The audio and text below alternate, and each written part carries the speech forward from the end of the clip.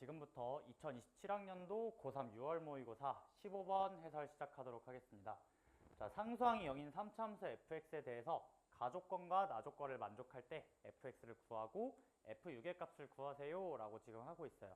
자, 근데 p부터 p 플러스 3까지 적분을 할 건데 절대값 함수를 적분하냐 아니면 적분을 하고 절대값을 씌우냐 라고 했을 때 그 두 식의 값이 달라지고 싶어요 라고 지금 문제에서 말하고 있는 걸 쉽게 이해할 수 있겠죠. 자, 그러면 만약에 p부터 p 플러스 3, 즉 x가 p부터 p 플러스 3이라는 범위에서 항상 fx가 0 이상이거나 아니면 항상 fx가 0 이하라면 그래프로 잠깐 살펴봐도 알 수 있겠지만 p부터 p 플러스 3까지 그래프가 항상 양수거나 항상 음수라면 절대값을 씌워서 적분한 값이랑 적분을 먼저 하고 절대값을 씌운 값이랑 어차피 최종적으로 같아진다 라는 걸 알 수 있을 거예요. 자, 그러면 지금 문제에서는 같아진다가 아니라 다르다 라고 말하고 있기 때문에 우리가 생각해야 될 fx의 조건은 p부터 p 플러스 3 사이에서 fx의 부호 변화가 있어야 된다 라고 해석을 해야겠죠. 자, 그러면 fx가 어디서 부호 변화가 생길까를 생각을 해보면 1차적으로 생각할 수 있는 지점은 근일 것 같아요. 당연히 근에서 부호 변화가 생길 수 있으니까. 자, 근데 지금 마침 상수항이 0인 3차 함수라고 하고 있기 때문에 fx가 적어도 0은 근으로 갖는구나 라는 걸 알 수 있겠죠. 자, 그래서 예를 들어서 fx라는 친구를 0이 근인 이렇게 생긴 3차 함수라고 생각을 해볼게요. 물론 다른 두 근이 0보다 더 클 수도 있고 아니면 0을 사이에 끼고 있을 수도 있고 그건 모르겠지만 확실한 건 뭐 0이 솔로근일 때 라는 걸 지금 보려고 합니다. 자, 근데 이렇게 돼버리면 우리가 p부터 p 플러스 3까지 해서 부호 변화가 생기고 싶어요. 근데 그러려면 p가 0부터 3까지만 가능합니다 라고 하고 있는데 만약에 0이 솔로근이라면 내가 p를 이쯤부터 p 플러스 3을 이쯤까지 잡아버리면 p부터 p 플러스 3까지 해서 이 0에서 부호 변화가 생기게 되는데 이러면 가조건을 만족하기 때문에 이때는 p가 음수인 어떤 값이 존재를 하게 돼요. 이게 무슨 뜻이냐? 만약에 0이 솔로근이었다면 이 가조건에서 이 식을 만족하는 p의 범위 중에 음수도 있었어야 한다라는 뜻이기 때문에 이 0이 솔로근이 아니라 부호 변화가 일어나지 않는 중근이었겠구나 라고 생각을 할 수 있을 것 같아요. 여기까지 해석이 됐으면 이제 가능한 fx의 개형을 두 가지로 생각해 볼 수 있을 것 같은데 지금 현재 최고차 한계수의 부호를 주지 않았기 때문에 최고차 한계수가 양수면서 0이 중근인 이렇게 생긴 3차 함수를 생각해 볼 수 있을 것 같고, 두 번째로는 최고차 한계수가 음수면서 0이 중근인 이렇게 생긴 3차 함수를 생각해 볼 수 있을 것 같아요. 참 이런 상황에서 이제 이 오른쪽 경계인 3을 생각해 봐야 되는데 결국 0부터 3까지 라는 범위에서 3부터 6까지 라는 범위까지 p를 움직였을 때 부호 변화가 그 사이에서 생긴다 라는 말을 하고 있기 때문에 그렇다면 이 솔로근이 3이겠구나, 이쪽도 마찬가지로 솔로근이 3이겠구나 라는 걸 알 수 있을 것 같아요. 그러니까 예를 들자면 0보다 살짝 큰 부분부터 3보다 살짝 큰 부분까지 살펴봤을 때 3에서 부호 변화가 생기죠. 그 상태로 쭉 끌고 오다가 정확히 3보다 살짝 작을 때부터 6보다 살짝 작을 때까지 3이라는 지점에서 부호 변화가 생기게 돼요. 근데 그 후에 만약에 p값이 3보다 커지게 된다면 그 후부터는 부호 변화가 일어나지 않기 때문에 정확히 0부터 3까지만 이 가조건을 만족시킬 수 있겠구나 라는 걸 알 수 있을 것 같아요. 두 번째 케이스도 마찬가지니까 이제 나조건을 이용해서 둘 중에 어떤 케이스가 답인지를 알아내면 될 것 같습니다. 두 번째 케이스는 q만큼 위로 올리고 가조건에서 했던 행동을 똑같이 하세요 라고 하고 있는데 그 q의 범위가 0부터 1, 즉 일단 양수라는 걸 알 수 있을 것 같아요. 그럼 첫 번째 케이스에서 이 fx를 살짝 아주 살짝 평행이동을 시켰다라고 생각을 해보면 이제 요 높이가 플러스 q라고 말할 수 있을 텐데 이렇게 되더라도 결국 0부터 3까지 사이에서 부호 변화가 이렇게 생긴다라는 걸 알 수 있어요. 자, 근데 1 직전까지는 부호 변화가 생기다가 정확히 1일 때부터는 부호 변화가 생기지 않는다라고 하고 있기 때문에 이게 정확히 마지노선이 요 지점이 위로 올라왔을 때, 즉 그래프가 위로 올라갔다가 이 지점에서 접할 때 요 상황이 정확히 Q가 1일 때라는 거를 알아낼 수 있어요. 자, 그러면 지금 선생님이 여기다가 진하게 이 주황색으로 칠한 요 선분의 길이가 실제로 1이라는 걸 알아낼 수 있겠죠.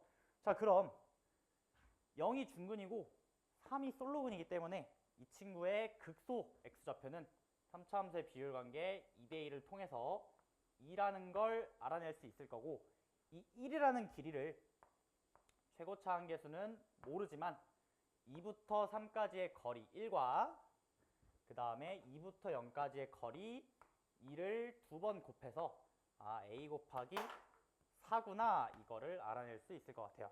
자, 그럼 따라서 a 값이 4분의 1, 즉 최고차 한계수가 4분의 1인 3차 함수를 하나 찾았겠죠.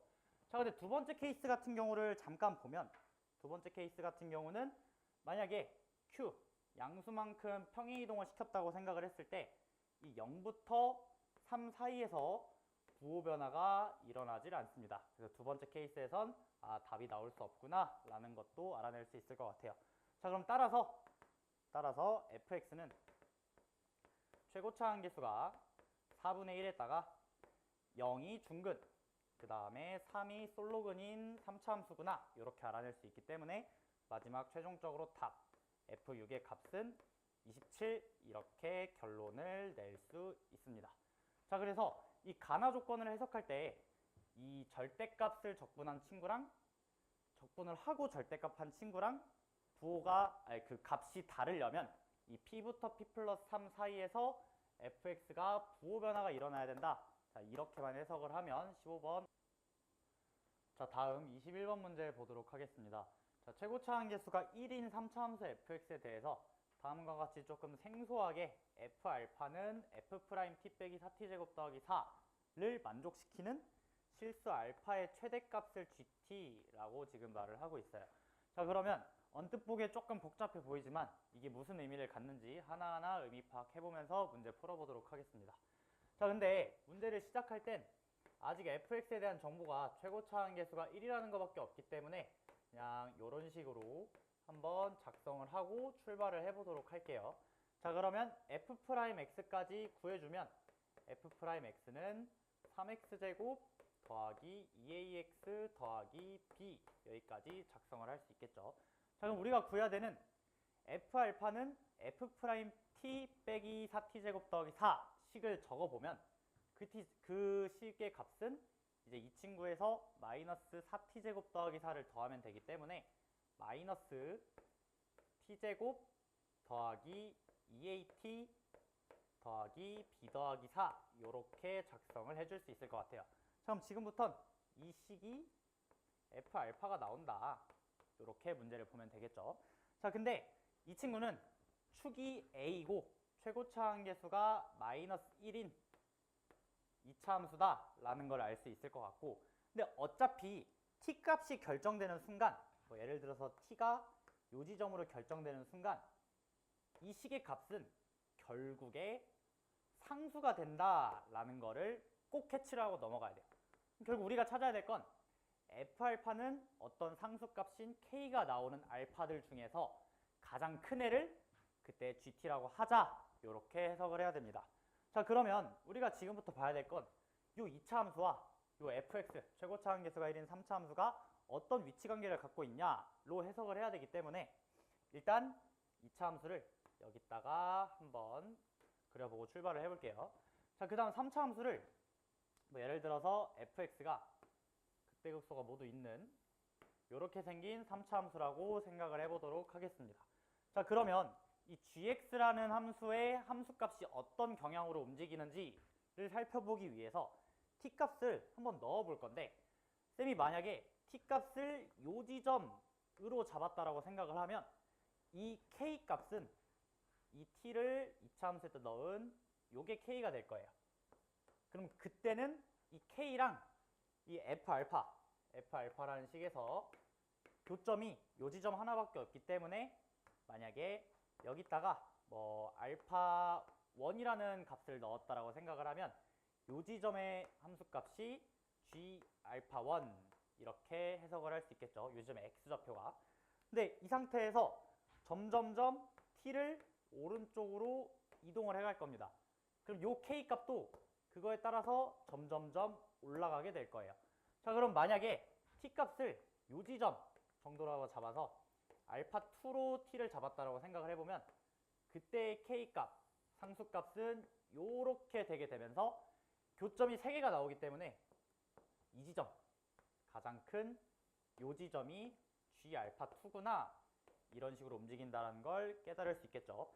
자, 그러면 gx라는 친구의 경향을 살펴본다면 t값이 알파 1부터 점점점 올라가면 g 알파 값도 점점점 이렇게 따라 올라갈 거예요.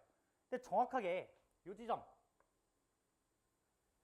지점을 기점으로 교점이 1개다가 2개 이상이 생기기 때문에 이 지점까지 왔다가 여기서 갑자기 이쪽으로 점프를 뛴다라는 게 보일 거예요. 그 후에 다시 위로 천천히 올라가게 될 겁니다. 자, 그러면 gx라는 값은 x좌표이기 때문에 이 지점에서 불연속이 생기는구나 라는 걸 1차적으로 캐치를 하면 좋겠죠. 자, 근데 여기서 반환점이 나옵니다. 반환점. 요 지점을 기준으로 t값이 오른쪽으로 나가게 되면 이 k값은 점점점 올라가다가 다시 내려오게 돼요. 그럼 최종적으로 gx의 경향성을 이 보라색 펜으로 색칠을 해본다면 t값이 마이너스 무한대부터 쭉 왔다라고 생각을 했을 때 k값은 위로 올라갔다가 내려오므로 우리가 찾아야 되는 gx의 함수값의 경향은 올라가다가 여기서 갑자기 이쪽으로 점프 뛰다가 올라갔다가 다시 내려왔다가 이쪽으로 점프 뛰어서 다시 내려간다, 이렇게 생긴다라는 걸 알 수 있을 것 같아요. 자, 그러면 불연속인 값을 찾아야 되는데 여기서 출발할 때 점프 한번 뛰고 도착할 때 점프 한번 뛰었기 때문에 요 지점과 요 지점이 g라는 함수의 불연속 포인트구나 라는 걸 캐치할 수 있을 것 같아요. 자, 근데 문제에서 보니까 gt가 t는 3에서만 불연속이다 라고 지금 문제에서 하고 있기 때문에 이렇게 값이 2개가 나오면 안 됩니다. 그럼 여기서 느낌이 와야 되는 게 이 별표라는 점이 하나만 나와야 하기 때문에 그 별표라는 값이 2차 함수의 꼭지점의 x좌표야겠구나 라는 걸 알아낼 수 있을 것 같아요. 그럼 여기까지 됐으면 이제 이렇게 생긴 2차 함수와 이 f알파라는 3차 함수의 위치 관계를 다시 한번 이제 표현을 해봐야 되는데, 우리가 지금까지 알아낸 것처럼 이렇게 2차 함수가 그려질 거고 그 2차 함수의 꼭지점의 y좌표가 이 f알파라는 3차 함수의 극소여야 돼요. 그래서 그래프를 마저 그려보면 이렇게 f알파가 그려지는구나 라는 걸 알 수 있을 것 같아요. 자, 그러면 gx의 경향성을 한 번 더 보자면 쭉 따라오다가 여기서 잠깐 여기 찍고 다시 따라 내려오는 거기 때문에 이 지점에서만 불연속이구나. 즉 t값에서 불연속인 거기 때문에 이 지점의 좌표가 아까 a이자 그 값이 3이구나 라는 걸 알 수 있어요. 자, 그 다음 이 g3이 1이다 까지 잘 해석을 해주면 결국 t가 3일 때, 그러니까 k가 요 라인일 때 교점 중 가장 큰 값이 1이다 라고 했기 때문에 이 지점의 x좌표가 1이구나 라는 것까지 알 수 있습니다. 자, 그러면 fx 그래프에서 1이 극소란 얘기는 이 지점에서 f'1이 0이구나 라는 걸 알 수 있어요. 자, 근데 f'1이라는 건 결국 이 식에다가 1을 넣었을 때 값과 같아진다라는 걸 알 수 있어요. 왜냐면 t에다 1을 넣으면 어차피 사랑, 마사랑 지워지기 때문에 결국 요렇게 생긴 2차 함수에다가 t는 1을 넣으면 결과값이 0이 나온다 라는 걸 알 수 있겠죠. 자, 그럼 축이 3인데 1의 위치를 조금 생각을 해보면 1은 여기 있을 거고 그 지점이 요 이차함수의 근이 돼야 되기 때문에 이차함수에선 이렇게 1이 근인 요 함수가 요 이차함수구나 라는 걸 알아낼 수 있겠죠. 자, 그러면 이제 A 값도 찾았고 이제 B 값만 찾아주면 되는데 지금 최고차 한계수가 마이너스 1이고 현재 요 길이가 축으로부터 2칸 떨어져 있기 때문에 요 높이는 2의 제곱이 되면서 4가 된다라는 걸 알아낼 수 있을 것 같아요. 즉 여기에 y라인이 y는 4구나 까지 완성이 됐습니다. 자, 그러면 지금 우리가 a는 3인 것까지 알아냈기 때문에 사실 이 fx의 식을 구하려면 나머지 요 지점의 x좌표만 찾아내면 돼요. 이 지점도 별거 아닌 게 a가 3이라는 걸 알아냈다는 소리는 요 지점이 3이 된다는 소리고 3차 함수의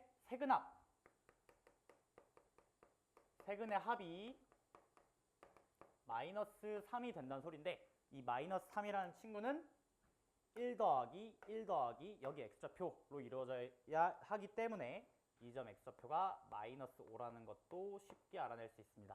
자, 그럼 따라서 fx는 최고차 한계수는 1인데 5에서 솔로근, 그 다음에 1에서 중근, 근데 그 지점이 y는 4라고 하고 있기 때문에 이렇게 결론을 낼 수 있겠죠. 자, 그러면 문제에서 구하라고 한 f2의 값은 여기다가 2만 잘 넣어주면 11 이렇게 결론을 낼 수 있을 것 같아요. 자, 그래서 이렇게 약간 매개 변수로 알파의 최대값을 gt라고 하고 있지만 결국 t값이 움직임에 따라 요 그어야 되는 상수함수가 어떻게 움직이는지 그거에 따라서 교점의 x좌표가 어떤 경향성으로 이루어지면 판단한다면 이 불연속 포인트와 그 지점에서 함수값으로 이용해서 쉽게 fx의 개형을 찾아낼 수 있을 것 같습니다. 자, 공통 마지막 문제 22번 문제 보도록 하겠습니다. 자, 보통 요즘 최근에 이제 지수함수와 로그함수에서 22번이 출제가 됐는데 오랜만에 이제 수학적 기납법에서 이제 22번 공통의 마지막 문제가 출제가 되었는데요. 자, 이 조건도 하나하나 뜯어보면서 이제 AK는 10을 만족시키는 자연수 K의 개수를 구해보도록 하겠습니다. 자, 일단 첫 줄과 두 번째 줄에서 첫 줄은 이 짝수 번째 항에 대해서 설명을 하고 조건을 주고 있구나 이렇게 해석을 해야 될 것 같고 이제 두 번째 줄에서는 여기는 홀수 번째 항에 대한 조건을 주고 있구나 라고 해석을 해봐야 될 것 같아요. 자, 근데 뭔가 지금 4n 플러스 3, 4n 플러스 1 이런 얘기를 하고 있기 때문에 위에도 짝수긴 하지만 4n으로 좀 표현해보면 어떨까 라는 생각을 한번 해봤어요. 자, 그러면 A4n은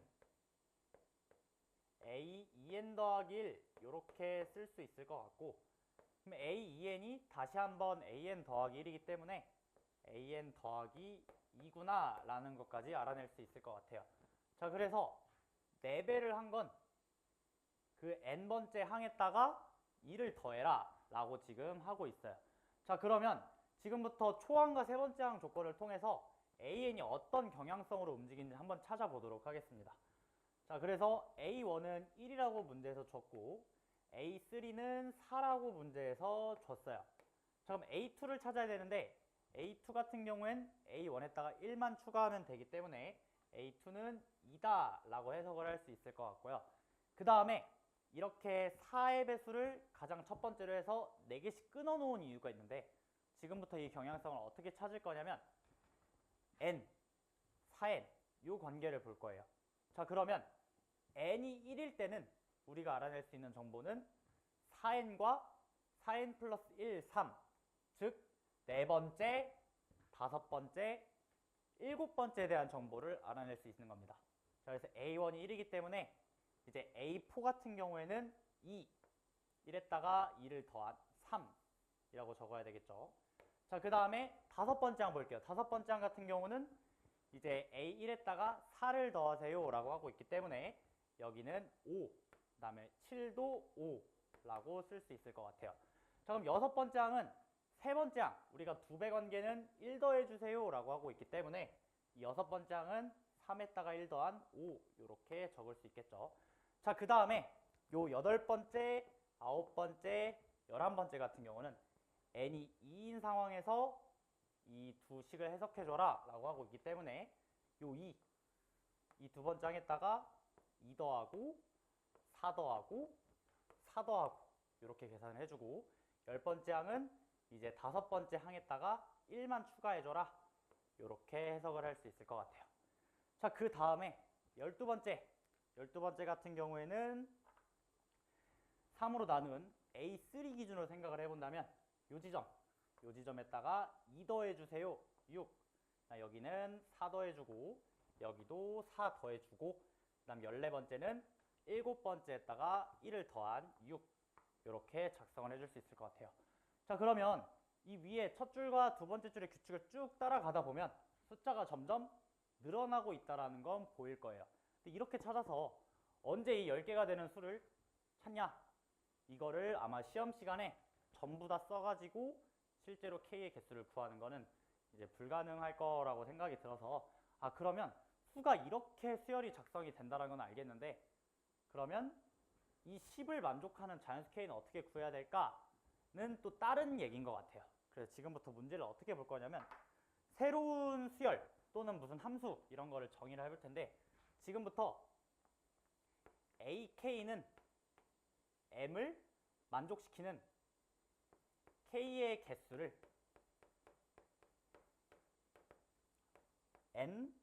M이라는 함수로 한번 적어 볼 거예요. 자, 그게 무슨 뜻이냐?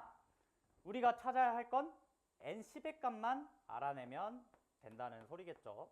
자, 그러면 이 N10을 구하기 위해선 우리가 어떤 정보들을 또 알아야 되는지를 생각을 해볼 건데, 자, N10이라는 친구는 결국 AK는 10이 되는 K의 개수예요. 자, 그러면 만약에 AK는 9가 되는 K의 개수가 N9인데 그 N9라는 친구는 어차피 한 개 더하면 N10이 될 수 있기 때문에 A10을 1을 추가한 거와 4를 뺀 친구의 합으로 구할 수 있겠다, 이런 생각을 해야 됩니다. 즉 N10은 9가 나오는 K의 개수인 N9에다가 6, 왜냐면 여기다 4를 더할 거니까. 근데 4를 더해서 나오는 친구는 가지수가 여기서도 나올 수 있고 여기서도 나올 수 있어요. 그래서 2배의 N6이구나 이렇게 알아낼 수 있을 것 같습니다. 그래서 이 수열로 규칙을 찾는 게 아니라 새로운 함수 또는 수열을 정의해서 여기서 귀납적으로 해석을 해야 되는 거예요. 그래서 N10이 N9 더하기 2N6이구나 이걸 알아낼 수 있을 것 같습니다. 자, 그래서 얘를 일반화한다면 NM이라는 값은 하나 뺀 N-1을 만족시키는 K의 개수에다가 4개를 뺀 N-4를 만족시키는 K의 개수구나, 요렇게 관계식을 작성을 해줄 수 있을 것 같아요. 대신 M의 범위는 5 이상에서 봐야 되겠죠. 자, 그러면 N10에 대한 결과를 알고 있는데 N9도 모르고 6도 모르기 때문에 식을 아래로 몇 개 더 적어보면서 경향성을 보도록 하겠습니다. 자, 그러면 이제 N9라는 친구는 하나 줄인 N8에서 2배의 N5 이걸 더하면 될 것 같고, 이제 N8이라는 친구는 하나 줄인 N7에서 4개 줄인 N4, 그 다음에 N7은 하나 줄인 N6에서 4개 줄인 N3, 두 번 더 적어야 될 것 같죠. 자, N6은 N5에서 N2, 자, 마지막으로 N5는 하나 줄인 N4에서 2 곱하기 N1 이렇게 작성을 해줄 수 있을 것 같아요. 자, 근데 이제 숫자를 줄여놨기 때문에 N1은 1 나오는 건 초항밖에 없기 때문에 N1은 1이라는 걸 알아낼 수 있어요. 왼쪽에다 좀 적고 가면 N1은 1, N2 볼게요. 2 나오는 것도 두 번째 항, 이거 하나밖에 없습니다. 그래서 N2도 1. 그럼 세 번째 항, 이제 3 나오는 친구도 네 번째 항 하나밖에 없기 때문에 N3도 1이라는 걸 알 수 있고요. 그럼 마지막으로 4가 나오는 친구는 세 번째에도 있고 여기 여덟 번째도 있어요. 근데 그 후로는 숫자가 점점 커지기 때문에 더 이상 4는 나오지 않을 거라서 N4는 2구나 라는 것도 알아낼 수 있어요. 자, 그럼 지금부터 이거 구한 네 가지를 이 식에다가 차례대로 넣어주면서 N10 구하면 그게 답이 될 겁니다. 그래서 계산까지 해보면 지금 N1은 1이라고 했고 N4는 2라고 했기 때문에 N5는 5구나 이렇게 계산을 할 수 있을 것 같고, 자, N5가 5고 그 다음에 여기 4죠, 4. 그 다음에 N5가 4고 N2는 여전히 1이기 때문에 여기를 계산하면 6. 그 다음 N6이 6이고 N3도 여전히 1이기 때문에 여기는 8. 그 다음 N7, 8이고 N4는 아까 2개라고 했기 때문에 여기서부터 개수가 조금 늘어날 것 같아요. 그 다음 마찬가지로 여기다 12 넣어주고 N5는 여기서 구한 4 넣어주면 20개 이렇게 쓸 수 있을 것 같고, 마지막으로 N10은 전 단계에 구한 N9, 20에다가 N6, 6의 2배 해서 이렇게 더해주면 32. 그래서 최종적으로 구하는 답이 32다. 이렇게 캐치를 할 수 있을 것 같아요. 그래서 AN의 경향성을 보는 게 아니라 AN은 10을 만족시키는 그 개수에 대한 수열을 새롭게 작성을 해본다면 이렇게 하나 줄인 거에서 4개 줄인 걸 2개를 더하면 되겠구나 이렇게 해석을 하면 이제 직접 카운팅을 다 하지 않고도 총 32개가 나온다라는 걸 알 수 있을 것 같습니다. 자, 여기까지 공통 해설 모두 마치도록 하겠습니다.